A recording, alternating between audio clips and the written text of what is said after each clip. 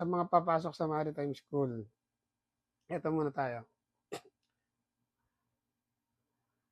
Sir, alamin ninyo kung yung eskwelahan na papasukan ninyo is what? Okay, mag-inquire kayo, may kakilala kayo diyan. Okay? Mag-inquire kayo kung yung po bang salamat Sir MJ, salamat sa heart. Salamat po. Yung po bang inyong papasukang eskwelahan, yung mga instructor ba doon, nagpapabayad ba? O, yun po tatanungin ninyo. Okay? Kung nagpapabayad yung eskwelahan na yan, huwag niyo pong papasukan yan. Salamat Sir Sing sa pag-share ng live natin.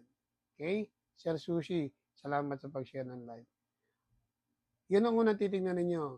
Kapag ang instructor sa maritime school nagpapabayad, X na yan. Okay? X na. Okay.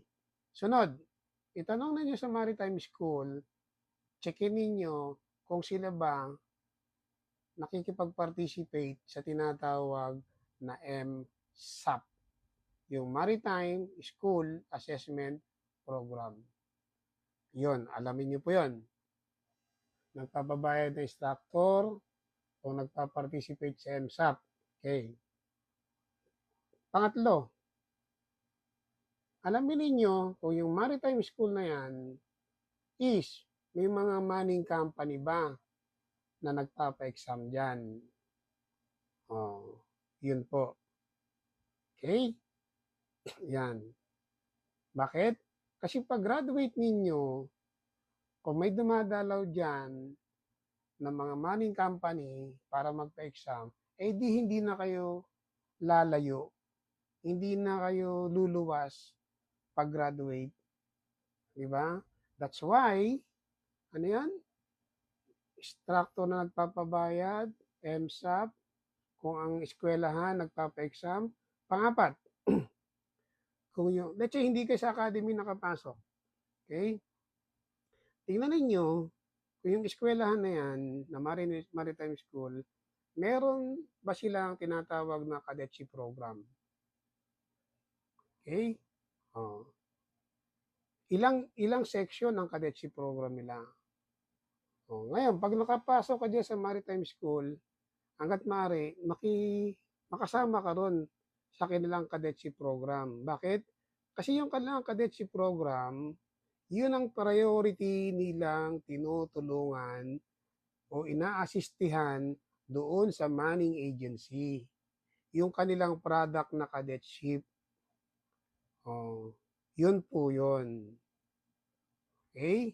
Oh, para pag-graduate ninyo, isa ka sa unang tutulungan ng eskwelahan na na mahanapan ng company. That's why ang advice ko lagi sa estudyante, mag-aral mabuti. Mag-aral mabuti. Ano pa?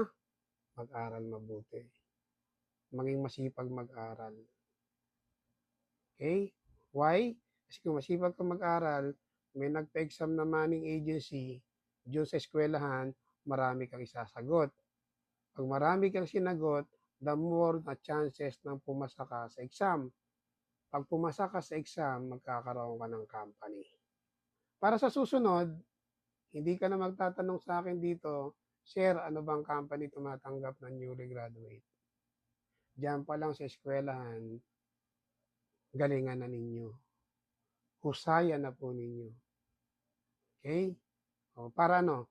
Para mapabilong ka po doon sa 20% na gumagraduate na nagiging successful. Yung mga masisipag mag-aral ngayon, type number 3, para maging kayo. Type number 3 nga, para mapabilong kayo sa 20% successful graduate. Type number 3, kung magkukumit kayo, na magsisipag kayo mag-aral, no, na maghuhusay kayo sa pag-aral, type number 3, those who type number 3, I wish your dream will come true.